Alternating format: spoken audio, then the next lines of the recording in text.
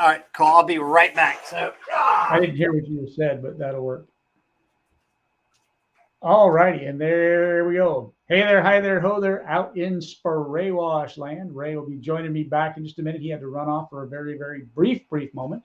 And, today we're just going to talk about all kinds of stuff that's going out there in the social media land and try to stay away from some of the drama that's going on, all that kind of stuff, but more just talk about just different things that has been out there in different, you know, some of it's the electrical thing that was posted. So we wanted to talk about some of that kind of stuff because a lot of misinformation goes around these social media groups. We all know that, and who we learn it from and all that kind of fun stuff. So we just want to talk a little bit about that. But I am trying to work on getting an email done and out. I'd hoped to have it done earlier today, but my creative juices just weren't floating, and I don't know why, but they weren't. So I'll try to get that done either this evening or tomorrow. But some things about the upcoming huge convention, and because we are going to be raising the prices for the classes, and I want to get all that out before any of that, before the pricing actually goes up. So again, Ray will be joining me here in just a second. So who do we got in here? We got Little's Pressure Washing. Everyone hit the like button as they come in and chat and share the stream. Absolutely. Y'all, we very rarely ever ask for that. And, I should more often, Ray should more often, but man, if y'all can hit that like button, the thumbs up button, and the share button, and the subscribe button, depending on where you're listening to us from, and, all that kind of fun stuff, we really would appreciate the love if you would. Servant is in here. Love that support, Barry. And then Rusty is in here. What's up, gentlemen? And Doug. Yeah, I see how you are. There you go. And Mr. Jacob is in here. How I have the greatest hair of all, which is, just because when I'm dealing with him, see, I get it right. Ray doesn't. I get it right. I know that it's over there, even though on my screen, it's actually over there. But I think you could actually reverse the screen, Ray. Yeah. There you go. So here we go. There you go. To start with, yeah, but see, it's still the opposite. If I point this way, that's not where you are on my screen. You're actually that way. And if that's funny. Over, it still just messes it all up. Anyhow, so one of the things that started this whole news and social media week was that whole electrical thing that was going on. And a lot of comments that were in there, I saw that guys talking about I had one guy was saying he had problems after he started taping them, never had problems until then. One of the things he said, which I agree with, is that the surfactants that are being made are making water wetter. Yeah. Been said. And so, it's not, it also depends on, it's not just taping up receptacles, right? It's also the type of tape, how you tape. No, it's not. How you tape. Yep. All those different things. And are you taping it in lap sidings like the proper way, or are you making it a receptacle to hold the water in. Into it? So it could be that way, Absolutely. And I off. Mm-hmm.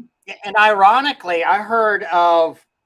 So I had a washer, and people that are great customers, I'm happy to go around and consult with them on things, and even guys not in my local market, we do, consulting for pro members and we've always, included that as a service. But I went by and took a guy here in Tallahassee, and he asked me to come by and look. It was about a 7-8 story building. And literally the first thing, whenever I met him over there, and I met him behind the building, between the garage and there, and the electrical service is right there beside where I parked. And before I said anything else, those have got to be covered. And he's like, what are you talking about?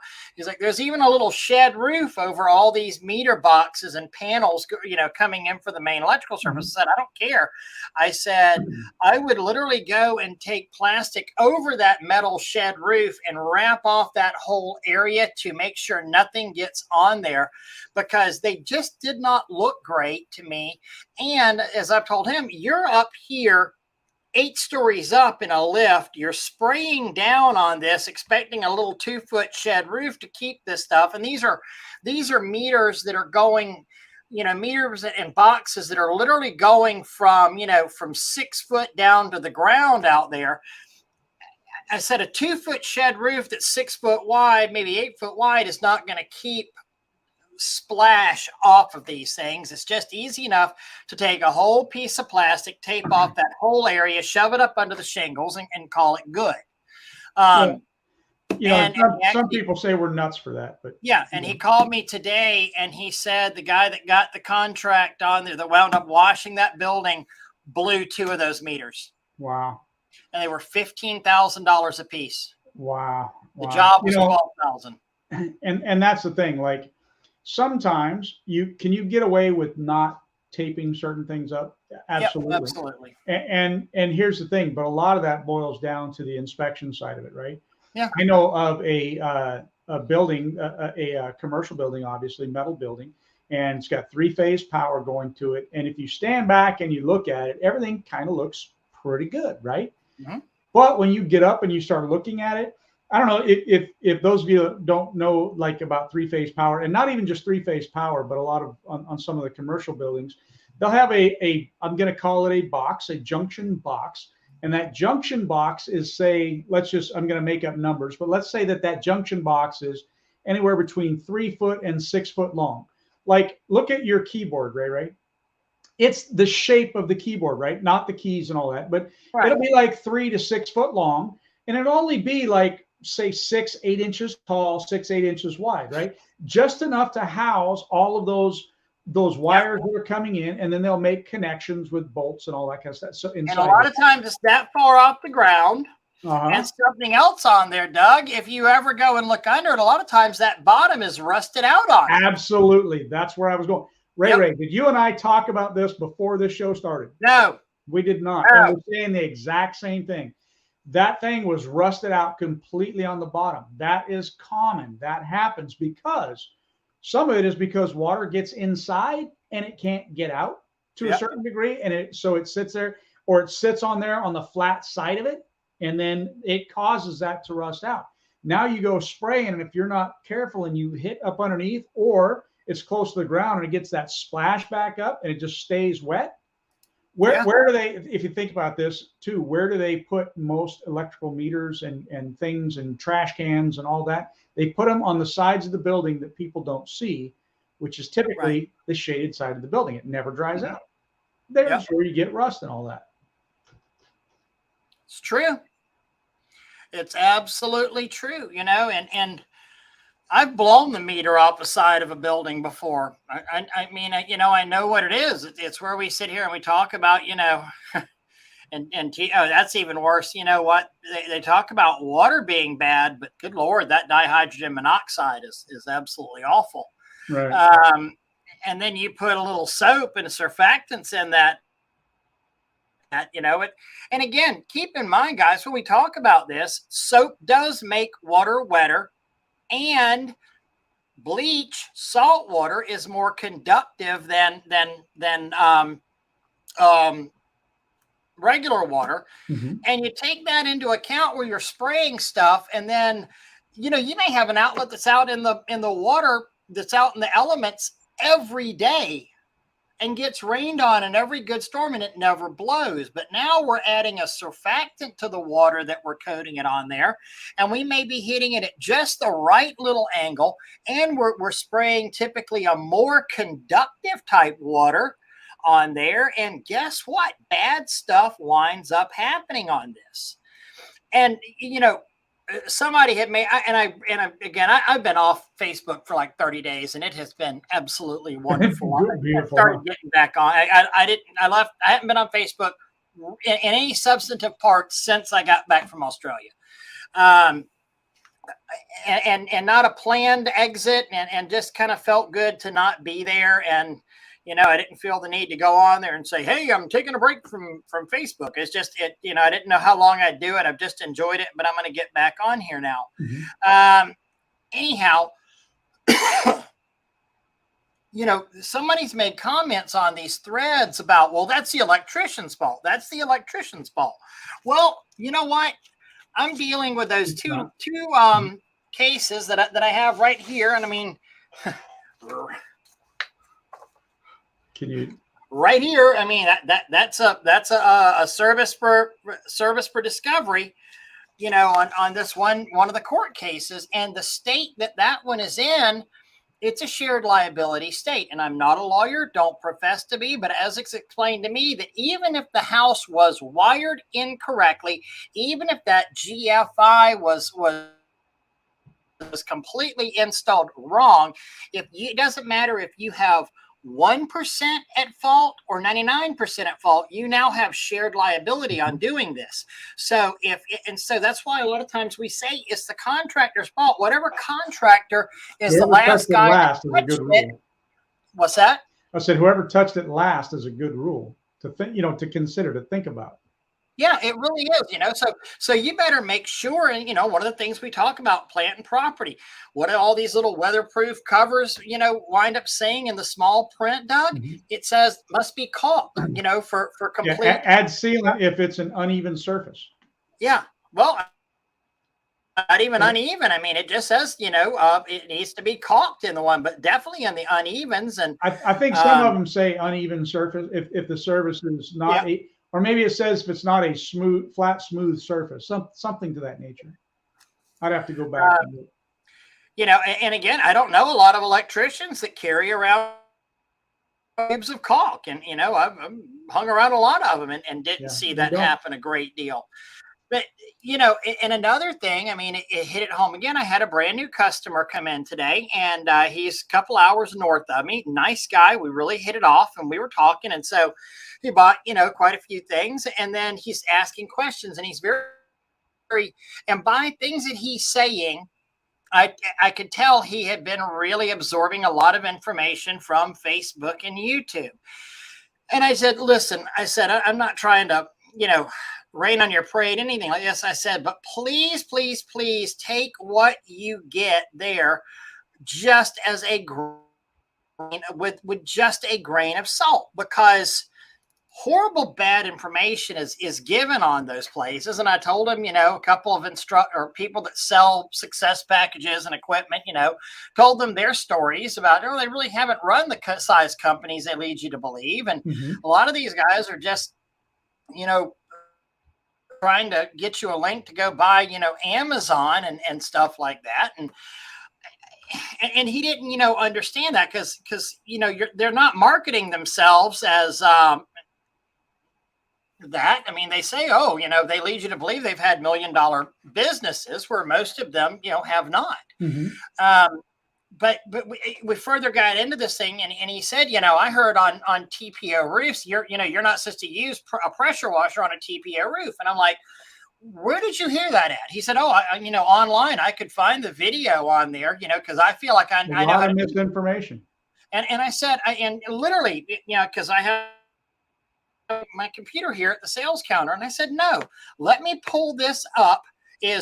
God, TJ, that is so true right there. BS is the easiest product to sell. Oh my God. That's my new favorite thing. Let's see here. So let me figure out how to do let me share my screen here. Sell, right? It sure is. So I'm wondering who is that Facebook user that says, yo, what are we giving away today? I don't know. That's who I want to know. And actually, that's a good segue into our class at the huge convention. I was trying to get them all on the screen sharing at the same time, but I couldn't get them all there. I mean, who did that? Whoever. So the contractor that allowed that to happen should be taken out back and shot. Yes, he should. And so, but I pulled this up. This is the thing down here. That's the thing that you were talking about. That's that three-phase power box that you're talking about right down there. And bad stuff. And we use this in our property. class, this exact same series of pictures right here. And I did this. I mean, and we weren't even spraying the meter. I was spraying up high right here whenever this happened. I mean, we were spraying the top part of the building, and it ran down, and they literally found a breach inside of this, and it ran down the backside, and water got into, this is the hole right here. You can see where water got into that hole and just splashed on the wires just perfectly, That's going to happen to, I mean, lots of contractors over time, even, doing the best job that you can. And a lot of times on these old buildings like this one, the way they're caulked and then the way they're painted, usually these things are actually sealed fairly good a lot of times. Pretty good, and so this because of the caulk, it's because of the years of excess paint buildup. Right. Because they just spray the whole thing, right? Puts a good seal on this. I mean, this is 2021, so this happened pretty early into my, this is, this is a year and 2 months into my washing career right here.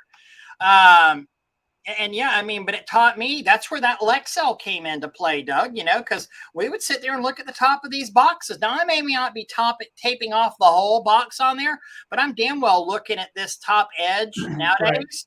And maybe running a bead of caulk along in there. I'm going to make sure this box is fully, not sealed, but isn't flopping open like on here. And I'm going to check all these boxes and make sure because these are going to be sealed by the electric company. But I'm going to make sure all of these breaker boxes are sealed up real good in here. And I'm not going to go, direct pressure. Yeah, Ryan, exactly. Hey, Anthony, hope you're doing well tonight, bud. Definitely. Should have turned the meter off before I showed up to do the job. Is this a customer's fault or mine? and that's one of the things that we see posted online a lot. Well, you should have the power shut off to the house or the building before you ever start your wash. Right. I mean, when I see stuff like that, I just want to smack myself upside the head. Like I should have had a V8. Why if a washer came to my house and said, well, you're going to have to shut off all the power to your house before I'll wash it, I'm going to get another contractor. I mean, that doesn't even make sense to me that you would do that. And so what? If you don't protect things correctly, you get water inside all the receptacles, and then you flip the breaker back on, or you pull them. First of all, if they're going to come out and pull the meter, that's an even more insane thing that I've seen. But if I flip the breaker back on and there's water in the receptacle, it's still going to blow. So what's the point? It doesn't make sense to do that. Right. And this isn't just a shameless plug of take plant and property and talk to people. I mean, this is really what Doug and I have always wanted you to do. Mm-hmm. Is please, guys, you're a professional. You have got more resources now in 2023 than you and I ever had. GAF didn't have stuff like this whenever we first started out there, And some of the stuff they had has already changed. Correct. Oh, I mean, look at Trex. Trex decking has 3 different generations on there at this point. Which ones are you getting? But and the guy was just kind of amazed whenever I sat there and I said, so you're telling me that you see training that says you're not allowed to use high pressure on, you can only soft wash. You can only soft wash TPO roofing. And I said, that's absolutely incorrect information. So GAF, the largest manufacturer of that, I mean, it's coming in here, use low pressure power washer, 2000 PSI or lower to clean and rinse off the top layer of dust and dirt. I mean, whenever we talk about soft washing, 2000 PSI is not low pressure. Yeah, that's what I was just going to say. So just to have the discussion, what do you consider to be low pressure, Ray? Right. I consider that, well, I really consider low pressure less than 200 PSI, but we define it, it says 600 on. Yeah. And I say anything under 300, you say anything under 200. We're so close in that number to begin with, because that's low pressure. And even to me at 300 PSI, that's still a good amount of pressure. 100 PSI is plenty. Is a good amount of pressure. If you don't know the exact, if you don't know exact, the exact, here's another one for GAF's Everguard. Again, 2000 PSI. If you don't know the exact manufacturer of it, then get in here and look at the main company, at the largest one, GAF. I mean, I think that's a default for everybody. We found the ones for Mulehide in here. We found, a few different ones. And whenever I was showing him, and he kind of got it, and I was like, so I'm not saying that we have all the answers for you at all, but please, please, please get out there and use the stuff at your disposal. If you don't know what the specs say, get out there and find what the specs say. If you don't know it, it's at your fingertips. And not only that, but I'll go one step further and say, if you're going to be doing work for a client, right, and you go up and you say, well, Doug and Ray said on their live that GAF said this. Okay, that would be stupid as well, right? Right. You go and you grab that document, which some of those are in the pro library, but you should be able to go, and when they say, hey, this is made by, and I'm not just talking about roofing. I don't care if it's siding. I don't care if it's concrete, whatever it is. You can go to that manufacturer's website and get that information. And if they don't have it on there, send them an email. But you have to remember what you're going to get in response most of the time if you go down that road is a lot of the same thing. They're going to say, oh, low pressure, warm or mild, warm water, mild detergent, that kind of, they're going to say, stay away from bleach. Even their website will say, stay away from, no bleach is to be used. Right. And then you email them and you say, okay, I saw on your website where it says don't use bleach, but I see mildew growing and I see a fungus growing. What should I do? I cannot tell you how many times we've seen this where they email back and say, in that instance, if you're dealing with a mildew or a fungus or an algae, go ahead and use, 1 part water and 2 parts bleach, excuse me, I said that backwards. 1 part bleach and 2 parts water. They'll say that and they'll send it back to you. Now you've got something to go with. Because if you do it the other way, you send it to them, they're going to basically ban you from using any kind of bleach a lot of times, which makes it difficult to get the job and keep your butt out of trouble, really. Right. I mean, this is one of the things where, but you sound so much more intelligent than whenever you actually can get out there and start quoting. When you sending them those documents. What's that? And sending them those documents. Yeah. Is my mic not working very well today, Ray? No, you stutter every now and then. Not you, but So I think it's probably more my connection than it is your. Yeah, because you're cutting in and out sometimes. Yeah, and I think yours doing the same thing. So, but again, the I'm trying to find this.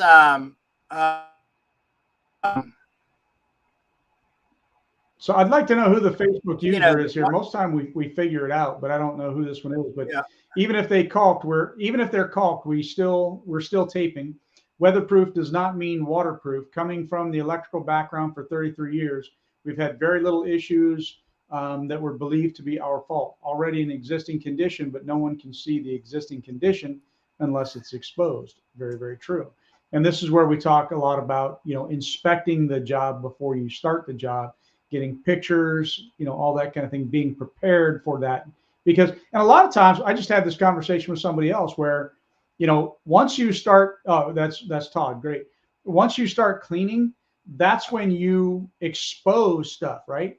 Like sometimes you'll just have so much nastiness on there and then you clean it off and there's rust behind it. And that wasn't part of the job, but maybe the customer wants it. So you have to watch that. And that's where we discuss a lot of times about what's hidden behind that we can't see.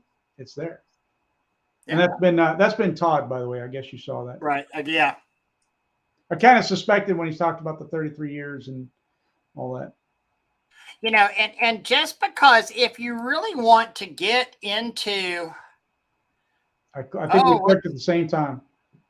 Yeah, I have no idea. That's the nice thing about being off of how much is this project going to cost me? Hold my beer. Let me ask Facebook. That's amazing. I love that. That's got to be the best comment ever. Yeah. You know, Ryan made the comment up here too. Never expect the client to know how to turn anything off, prep anything, know stuff about that's already wrong on the property or grandfathered in. Pre-inspect, make customer aware issues, and protect. 100%. How many people have ever shown up to a house and the customer goes and says, hey, don't worry about that.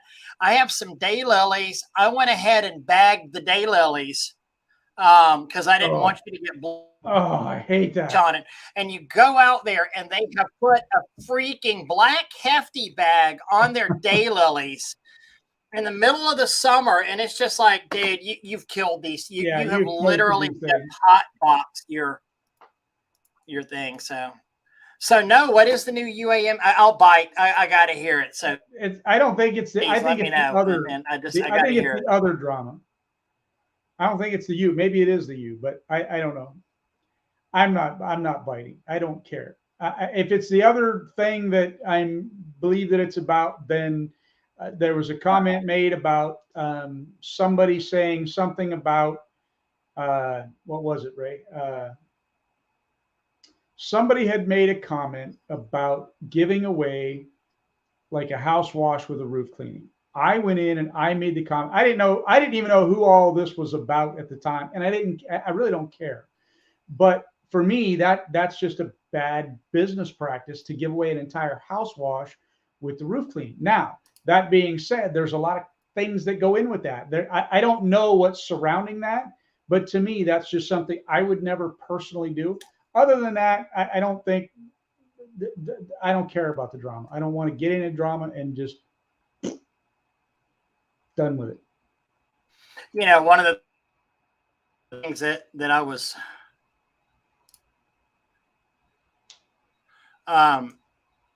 one of the things that I wanted to look at this thing I'm looking for over here, and I know it's in Pro, but you know, it was for the James Mansfield roofing on there, where I had an exchange with the one of the product engineers over there because of and they said it's going, you know, no bleach on there. Sodium metasilicate is the cleaner. No bleach. And so I talked to the one of the product engineers on there, and he literally gave us permission to use bleach whenever I explained to him how we used bleach on there. He said, wow, that's absolutely fine, that we're going to, you know, we're going to rinse it. We're going to take good care of it. We're not going to go crazy and use, because a lot of these people have stopped bleach as a cleaning issue because of poor usage. Well, their knowledge of the poor usage, their knowledge of damage. It's the same thing with pressure washing, right? Pressure washing had gotten a bad, you know, a black eye because pressure washing can cause a lot of damage. Pressure washing can be the right way to do stuff. It just has to be in the hands of the right person. And it's the same thing with bleach and everything else. And how many times, Ray, have we seen where I have a customer that says not to use bleach, and you know, a lot of times they've got misinformation, or they you know, very rarely is it I want to say, quote unquote, legitimate reason where they have a chemical allergy, or they you know, some other reason that they don't want the bleach to be used. And it then becomes about educating them on the right way. I have had that happen in several instances where I then educate the customer. I still don't want bleach used. Okay, great. Well, you've got your choice between doing it this way, which is with bleach, and it's $2, or you can do it this way that I have no idea, you know, because I'll revert to pressure. So let's say I say it's a soft wash using bleach, it's $2. If I go to pressure washing, which is going to take a lot longer, it's not going to work as well, and that's going to be $20. And then if I got to go with this other product that I have no idea that you're handing me, I'll do it that way, lady. I'm not guaranteeing any results. I'm not nothing like that. And it's $2,000, right? So, and yes, $2, I'm blowing away the $99 guy, right? Mm-hmm. There you go. I mean, it's all, but you know, you talk don't be afraid to reach out to a product engineer and say, this is our plan on doing this. This is what, we wind up, this is how we're going to do this. So yes, going back to Todd's question about what's free at the huge convention, there's going to be several things. For those people that buy the all-in ticket, there's going to be several drawings for them. I think this is the single braided hose. There's only 5 of these being given away. And then there's, I believe it's, don't quote me on this, there's 15 Kevlar hoses that are being given away.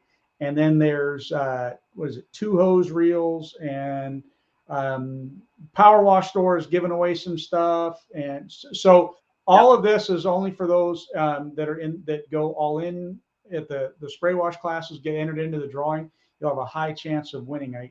We're going to be giving away quite a few. So just throwing it out there. You got that link for them. My shameless plug, right? You got the link on there to sign up. Shameless plug, but it's okay. You got the link for them to sign up at that? I'll grab it real quick. I wasn't prepared for that question this morning, or today. So I was, but I'm not. So right here, not.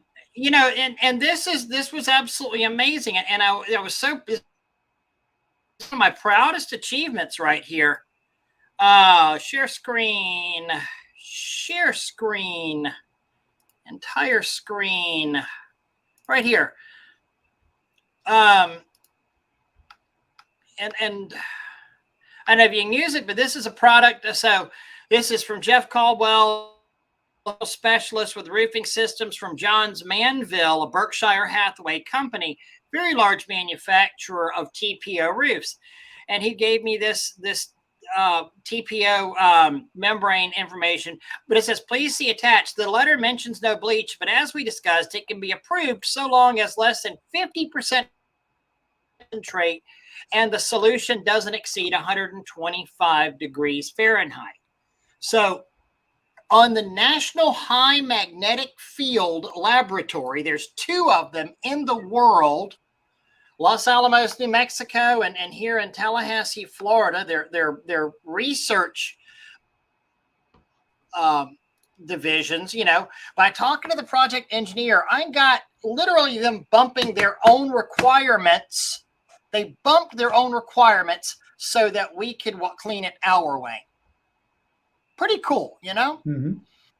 But don't be afraid to reach out to these product engineers. But whenever you reach out to the product engineers, you better know what you're talking about. You better understand that you need to explain how you're going to wash this. You need to explain how you're going to care for things. You need to understand that you know a little bit about bleach. These are all such very important things to do. Here's the Kevlar braided hose. I'm going to stick them all in very slowly. Fancy. Yeah. I think it's 15 of these that are being given away. This is by Bluebird Industries, by the way. Very cool. Yeah. Mm-hmm. I'm actually sitting here putting our finishing touches on the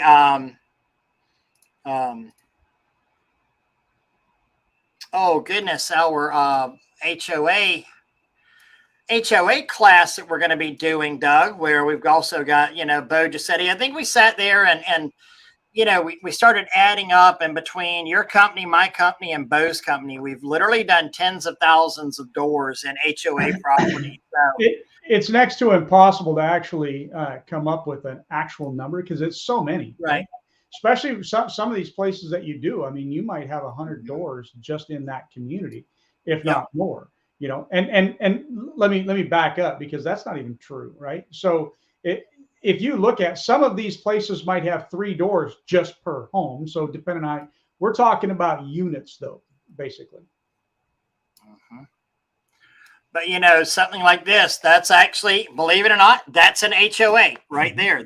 Or it's technically a COA, which falls under the same auspices of it, and it's a condo owners association on there. We're going to talk about working on things like this, and then we'll also talk about working on a row of townhouses and then a business park and just absolute craziness. How do we, and so, we did the roof on that project and it cleaned up just real nice there. That was a fun one. But the little hints and tips and, something like this, what's the worst thing about a project like this is parking. Yeah. I mean, you're literally going to be in a garage and trying to find a place to put your equipment, unless you're actually going to go out there and block streets and things, because you can't really block public sidewalks that much. You can't really, some towns, depending on where you're at. I mean, yeah, that you may even need a permit, because in some areas, like New Orleans is a great example. The streets are so narrow. They're literally just like one vehicle down that road, period. So if you park on that street, you're blocking off the entire traffic, and you might have to get a permit in order to reroute and direct traffic and do stuff and all that. So all these things have to be taken into consideration when you're doing that. I'll never forget a bank that I was doing, and it was on Highway US 90. And I was talking to, and we were doing the roof on this 4 or 5 story bank, tile roof, and an 85-foot lift out there. And so I'm moving, and they just happened to be doing some road work on there as well. I'm going in and moving the cones to get the lift in and out, and I put it back. And a guy would come over and he'd follow me around and move the cones back. And I'm like, I'm so sorry, I got to move your cones. I said, I see you moving them. I said, I promise I'll put them back. I won't leave. And he's like, no. He's like, no, you get it. I get it. You got to move the lift. He said, it's just working out. We had this lane blocked off. He said, but under US DOT rules, if these cones aren't exactly, and he told me the measurements, I should know them, I don't, exactly blank apart, I could get fined for every one, because I'm in charge of blocking this roadway off, with Bob's barricade. And if I don't have them right, I could literally get a fine for not having these cones exactly 30 inches apart or 42 inches, whatever the number was on there. And he took his job really, really seriously out there. So yeah, there's not only and this is stuff that we'll be talking about at the convention, but there's not only how far apart you have to have certain types of cones, even triangles on your truck. We've talked about that before, and how they have to be even placed. If your truck is going down the road, I don't think we're going to cover this and that, but the triangles that you have to have in your truck and how they have to be placed if you're pulled over on the side of the road. I just saw a semi, I think it was yesterday, and he had his 3 triangles out, but he had one behind his truck, one on the side of his truck, and one in front of his truck. And I'm like, man, a state trooper pulls up on you, you are so getting a ticket, getting a ticket. That is so not the way that goes. Well, Tim and I, we were over in Panama City to do a church steeple, and it was great because he had just taken his box of triangles out, and we had 6 cones on the back of his flatbed. He took his cones out, or took his safety triangles out, because he had 6 cones on there. And we got pulled by a state trooper who had actually come from the DOT side whenever they made them. He was a compliance officer, because Florida merged the two. And the man wrote Tim a warning for not having any triangles on there. And our point was, we were really nice and really, respectful. We said, but officer, we have 6 cones, 6 24-inch cones on the back of this truck. Why won't those suffice? He's like, because the law says you're going to have reflective triangles. While those are 24-inch cones, they're not the reflective DOT cones.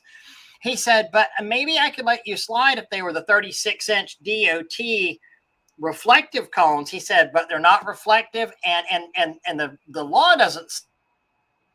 You're going to have cones. The law says you're going to have the triangles on there. So, hey, Queensland, Australia. Michael, how are you doing tonight, bud? Good to see you.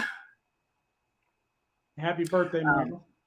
and one of the things I was kind of laughing about, Doug, as I'm doing this class and putting the finishing touches on it, you know, and there's so many different types of HOAs and COAs, and people, tend to lump it all into, it's just if it's a bunch of condos and it's a HOA, or if I get, if I get in with the HOA, I'm going to get all the houses in there. Well, it's not necessarily true. You may have an HOA that does only the driveways. You may have an HOA that does nothing but the signage.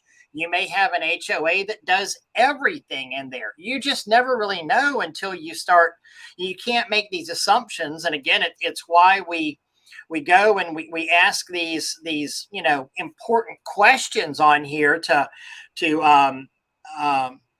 find out the answer. But one of my favorite ones that I always had, place that we had called on, and let me share this. So this is an office park. There's one tenant in this office park, and it's Budweiser. This is a Budweiser distributor right in here. This winds up being about 5 miles of curbs here. Curbs and gutters. Curbs and gutters. But guess what? So it's a property owners association, and there's how they're listed at. But wound up making the call and getting that, and the lady was basically like, I've got a budget that I've got to spend. Have to spend. That's the key. We assess the landowners in here. We've got a war chest for improvements and repairs. There's nothing to be repaired out here, and we haven't cleaned this thing since we've built it. We might as well go ahead and clean the sign, clean the curbs. And I'm like, okay, what do you want? Like, a couple hundred? She's like, no, clean all the curbs. This was an amazing project for us to do, because it wound up being 5 miles of curbs. And then not only did we get to do the 5 miles of curbs, but then I picked up the only tenant in the park from them seeing us work out there. We did the Budweiser bottling plant, or the Budweiser distributor plant there. And they were a long-term client. I think I wound up doing them 4 or 5 times over the course of my life in there. And then to make things even to really put the icing on the cake, while I was there, called on the Northwest Florida Water Management District and wound up cleaning their facilities as well. So how did you land those? I mean, you got off your butt and you went and approached them, right? I mean, you got the Budweiser. Got off my butt, yeah. Probably Tanya got off her butt. It's just that you got to go and you have to actually go out, get off your butt, and get work. A lot of times, but in all, and I'm going to be completely boldly honest here. This wasn't. We didn't call on this office park. Tanya had called on the manager of that office park, who happened to be a POA, COA, HOA type manager that managed several of those. And that was just one of the ones, because very rarely, if it's a commercial agent or a real estate agent or a commercial entity that's managing things like this, very rarely are they just going to have one project is all they're managing. They're typically going to be managing several different projects. And not only that, they also know other project managers.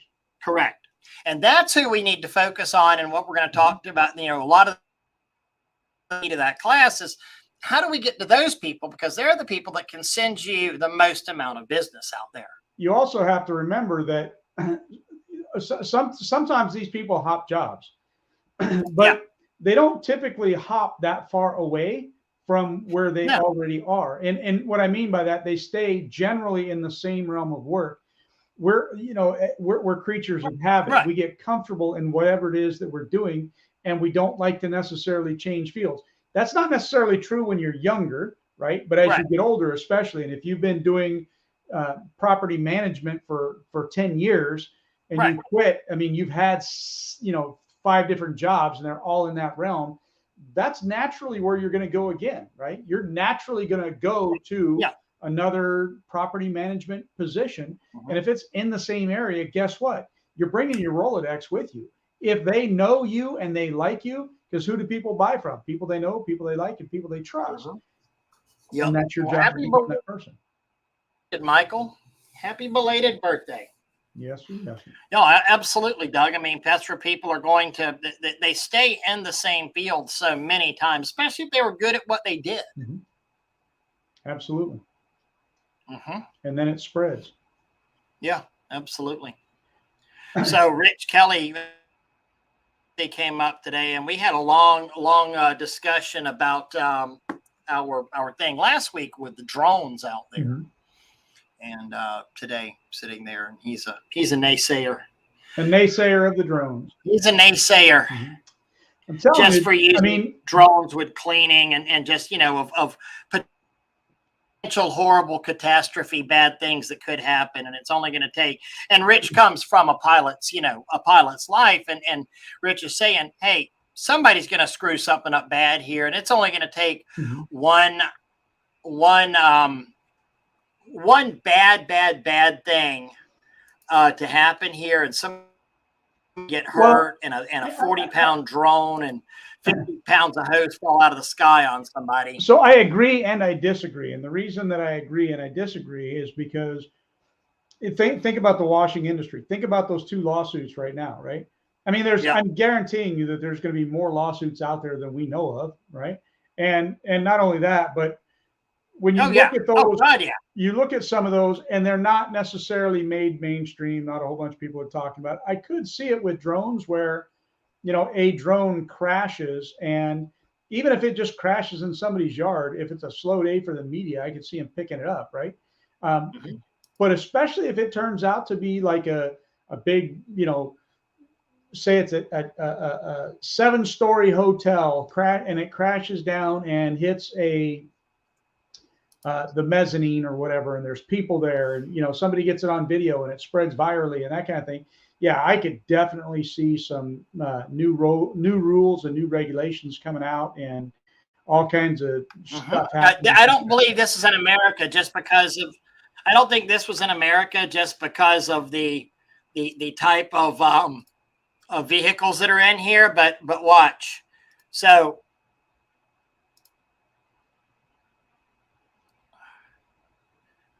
All right, cut. Flying, lift off, and wham! let me show you that one more time in case you missed it. And wham! Oh, wow. Well, let me ask you this: whose fault was that? Well, yeah, that's got to be China or something, because you can. Yeah, I mean, but yeah, I mean that's got to be the I mean, but yeah, obviously the drone operator's fault. I mean, there's absolutely. Yeah, there's no question about. I mean, there's nothing. I mean, that wouldn't happen in the United States anyhow, because there'd have to be. Well, it could happen if it's done, but there's rules and regulations. You wouldn't be allowed to just sit out in the middle of the highway like that and take off without. Yeah, because everybody follows rules and regulations. Yeah. I mean, just like those rules and regulations against murder and robbery and stuff too. Everybody follows those, But it could be somebody innocently, just as innocent as that, trying to do something like that, and then that sets the crap storm of regulation. Off that changes everything for everybody. Unfortunately. Right. Mm-hmm. Well, and we've been talking about the different regulations and stuff that are out there, and I see more coming, but and I do think that will lessen the field, just because it'll be the barrier to get into and be able to maintain your pilot's license will probably get a little bit more difficult in the next few years. And it's not like something like where you just take a test one time and then you're good to go. It'll probably be an ongoing thing where every year to 2 years, and you've got to know all the new regulations and all this kind of stuff. So it's not just going out there and flying your drone. Agreed. So there you go. Totally agreed. What else has happened in the world of social media this week? It's funny when I don't know. I got a whole bunch of catching up to do. So I saw that drone thing this week though, and I was like, boy, that's the icing on the cake for last week's. Oh yeah. So, yeah, drones are operated by radio signals that can be interfered with by competing devices on the same frequency, and vice versa. Too many things to go wrong in pedestrian areas. Yeah. Well, that's why there's certain, like, you're not supposed to fly over people, and and I don't know the rules and all that kind of stuff, but there's Right. different rules in there that are supposed to prevent. But that's just like, I mean, we could get into a whole political discussion here that we're not going to do. But I mean, everything is in the hands of the operator, right? You take that to the Second Amendment thing and banning guns and all that. The guns aren't killing people. It's the hands that are in them. It's the same thing with the drones. The drones aren't going in the wrong place. It's the person who's operating the drone that's taking it into the wrong place. It doesn't have a mind of its own to do whatever it wants. Now with AI coming out, there are things that they're doing in the AI world where, that may not be true with drones, where they are doing it on their own, kind of a thing. But that's because they were programmed to do it. True. But I mean, and just doing so. Prime example though. I was out. So after watching the thing with the drone last week, I went and played with my, I pulled out my DJI after our show last week. So I hadn't had that DJI out in probably 6 months or so. I'm just, okay, I'm going to mess with it here, play with it some. And I went and swapped the props out. I was like, these props look kind of cruddy and stuff. Well, I swapped 4 of them out perfectly. And then I 3 of them out perfectly. I guess I missed the lockdown on the 4th one. And that thing got about 2 foot off the ground. And next thing you know, I started getting a heck of a wobble. And I'm like, oh, just get down, pushed it down to bring it back down. And whenever I did, that one prop flew up. I mean, and it went, I heard it go tink whenever it landed in the bed of my truck about 30 foot away. So, again, user error, and all the rules in the world can't always, one, solve mechanical error, and 2, dumb guy error right there who didn't put the prop on, to the final locking area on there. So, and Michael, they actually already have, believe it or not, they have and actually, now that you're saying, I saw one recently even where it's like a washbot, where they have like you put a tether on each corner of the building, and then I think one in the center, and then tether, anchor it to the ground, and you can move that washbot, basically anywhere you want, going all the way up the side of this building. They've had those. I was just talking with somebody else about that last week, I think, something like that. After the drone conversation, I talked to somebody about that, and we talked about that machine. I don't think it was that same one that I saw, but that one there. And we also talked about wall printers and all kinds of stuff. But that stuff's already out there, and been out there for a little while. Oh man, who was the guy from Terminator that they tried to kill in Terminator 2? Miles, the guy who was he was the computer programmer. That created the original code that Aerodyne. Trying to go back and kill him. Miles, and they went back, and Sarah Connor went back to go kill him, and said that would stop all the bad stuff happening on there, but it didn't, because he did die. But but it still happened. Absolutely. But that's what we're seeing. We're seeing the beginnings of this of AI, and remember, it did not end well for humankind then either.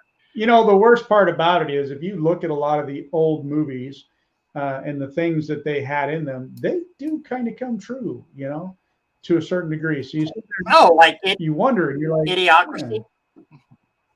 Idiocracy. Yeah. Did you ever see that one? I don't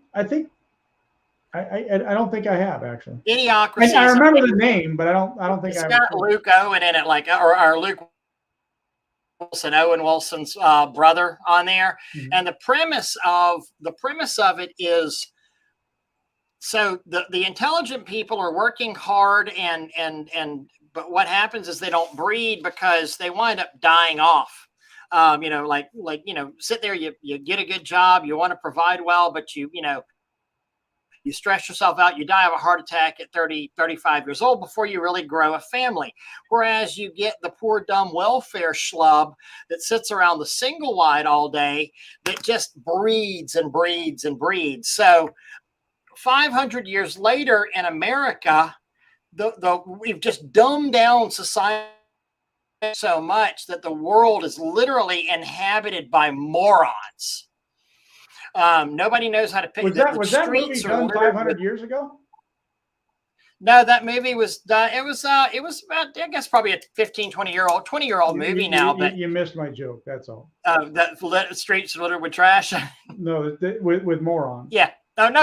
But I mean, that's where I'm going. This is where I'm going with this, though. The president of the United States is a porn star. And he's got, big medallions around his thing that say Prez, I mean, it's hilarious. But, the running joke is Idiocracy was supposed to be a comedy, not a documentary, because it literally feels what's happening in the world it nowadays. Feels like it's real life right now. That's for sure. Yeah. And there's the one guy, Luke Wilson, he's kind of a lovable just screw up and a pretty much a moron. Well, he goes into the future 500 years and he's the smartest guy in America. I mean, he's the smartest guy in the world because the world has become so dumbed down. No. Yeah. I think we're at least halfway there. I mean, I think. Oh, absolutely. Andromeda Strain, Soylent Green. Yeah. Too much. Mm-hmm. That it is. Well, Ray, we've been at it almost an hour already. And what was it? Was it last week? We've been an hour. I like it. Was it last week we went almost 2 hours? 2 hours last week. Yes, sir. That was a long one. That was a long one. It was a good conversation, though. No, it really was. Yeah, guys, if y'all didn't see last week's, highly recommend y'all go back and look at it.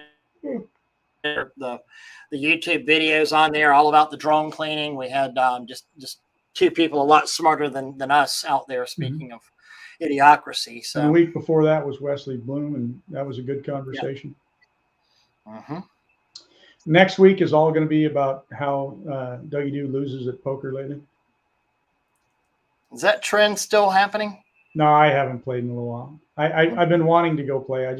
So much has been happening. I haven't had the chance. So actually, the last time I went out, I think that was when I took 7th place. Nice.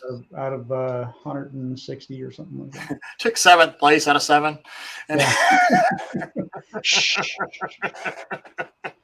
Now it's like 160 players, but yeah, I've been not running good, so can only win things. That's nice. That's good to hear from a 2 hour super interesting from an Air Force guy, nonetheless, too.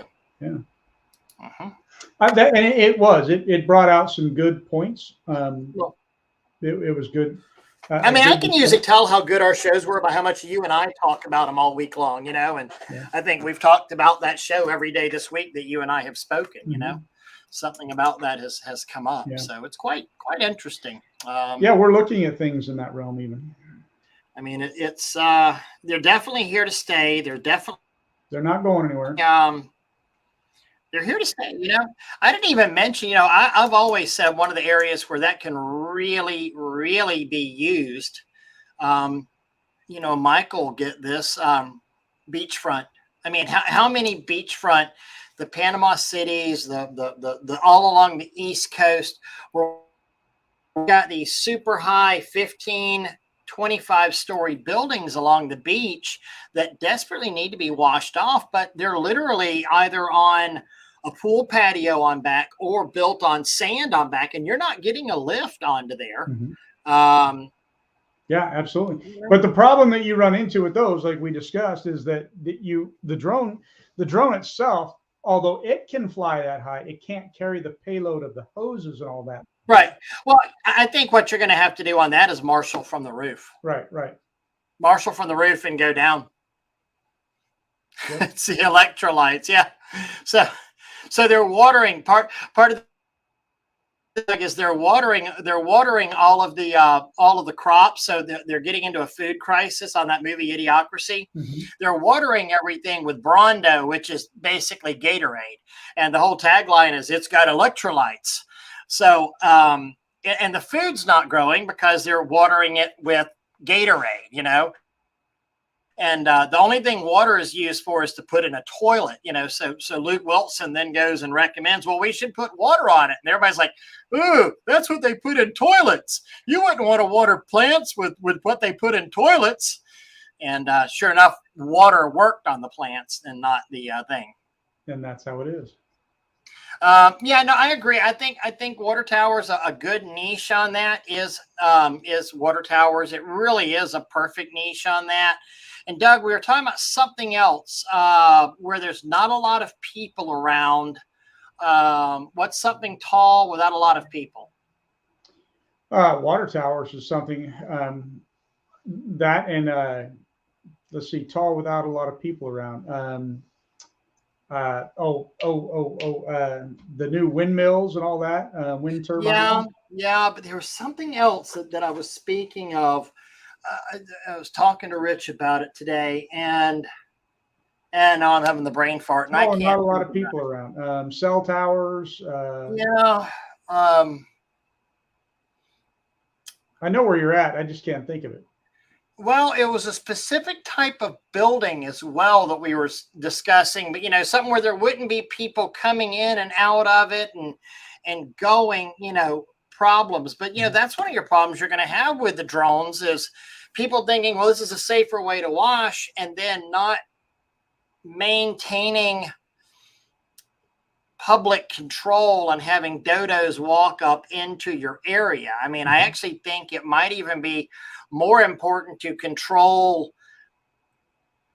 the people more so than even washing out of a lift at this point on there, because, you know, God forbid you have the gawkers that are going to sit there and stare at it and happening. So yeah, this question here, bridges would be a very good one. Oh, that's right. Overpasses, overpasses and bridges would be very, very good. It keeps things keep jumping around here. Jeff says, here's a question. Do you guys miss hands-on washing at all? Every day of my life. Yeah. I can tell you it is who we are. At the heart, I am a washer. I am still a washer. And it is probably, I quit smoking years ago, and I thought that was hard. I've had more withdrawals from washing than anything else. And we went on vacation and we were up at Mount Rushmore, and I'm like, man, who did they hire to wash this concrete? And, you know, just nitpicking stuff apart everywhere we go. And my wife's like, I thought this was over. I'm like, no. Tanya tells me all the time, Ray, you don't wash anymore. Stop it. And I'm like, I can't help it, honey. I just cannot help it. You know, I was so happy whenever I sat here and did this, you know, and I got to do that job with Crystal Clean. And I subbed out this dorm for them, and it was just absolutely amazing. This was at the end of May, so just about a month ago, and I was thrilled. I mean, it was great. It was absolutely great because I realized I still had it. I was still, you know, could still manage crews. I could still, you know.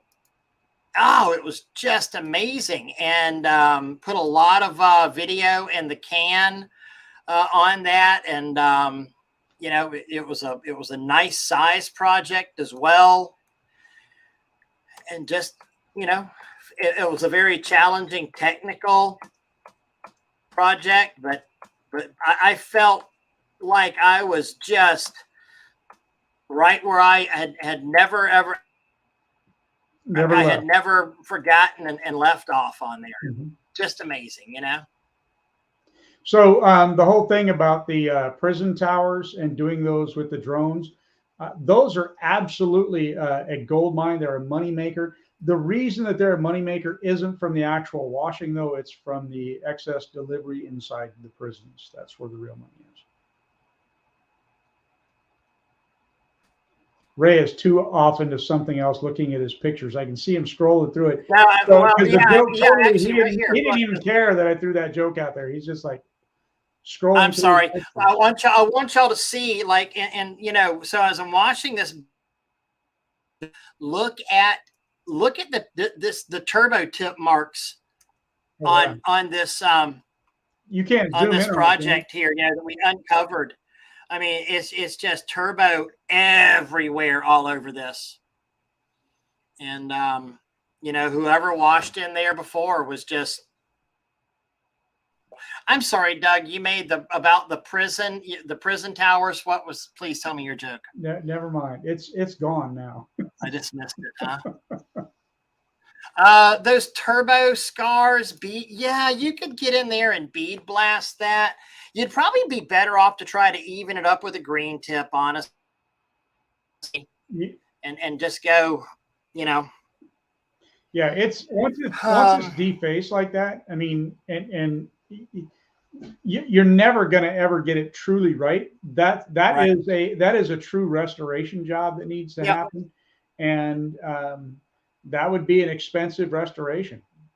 It would, you know, and people realize, I mean, this concrete, I'm sure modern concrete's probably a lot stronger than that precast is there, and that precast is probably 30 years old at this point on there, and it's weathered, and it's you would almost, in order to actually make that come out right, you would probably need something like I'm going to say more like a terrazzo type grinder. You know, you'd have to actually grind everything down back to its because the turbo nozzle has eaten away at it.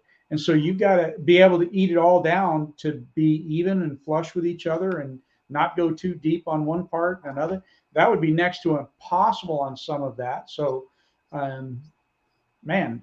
Well, and you'll never get it back to its original, what it was, just because of it being 30-year-old concrete that's out there in the open and doing, you know, where it is, because that concrete, the face of that concrete is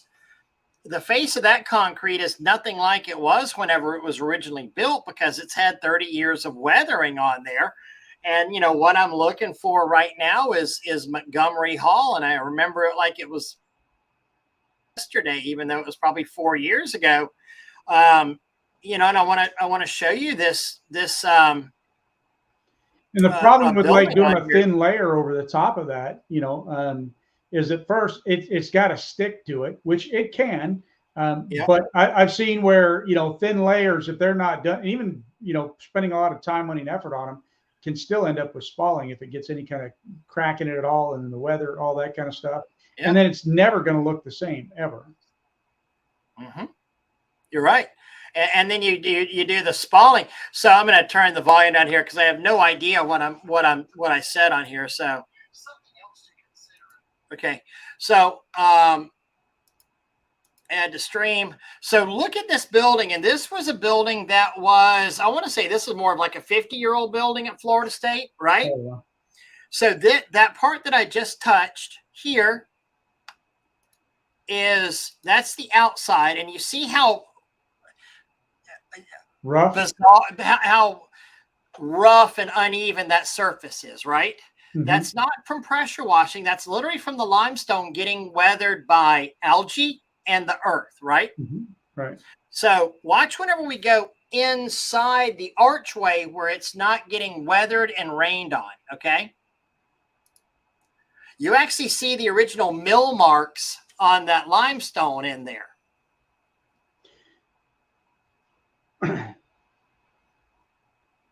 And this can happen even so, like in the freezing climates, right? Where and like this happens with brick a lot of times in some of the freezing climates where the moisture gets inside and then it freezes and that expansion breaks it out and gets all that spalling to happen. Yeah. I mean, and this is what I mean. this is literally what, so algae being a decomposer, algae is just doing its job. And this is, look at these rosettes along in here where I'm pointing at on there. I don't know if you can see the mouse or not, but where the water collects and drips off those rosettes, it has eaten away that surface along in there, and it'll never look the same. And it's eaten away a pretty, it's the like Grand a Canyon 16th of an effect. inch in there. Mm-hmm. Yeah, it is. I mean, and it's literally just this water and the algae doing its job. It's why we're not all living in you know, no, they did not waterproof it after I cleaned it up nice. That would have been a good time, but nope. Mm-hmm. You know, if it wasn't for this stuff, Doug, I mean, we'd be living, if it wasn't for algae, we'd be living in, you know, 1,000 foot deep in dead trees and leaves and pebbles and sand. So, all right, my friend, we are now 12 minutes over. You about ready to kill it for the evening? I am. I'm dog tired too. Getting ready to see everybody at the Huge. Woohoo! Mm-hmm. Big fun. I Wash like on. it. Wash on, guys. Thank y'all for joining us tonight, and we'll see y'all next week. Oh, hey, Charlie. Bye, Charlie. Hey, Charlie. Bye, Charlie. See you next week.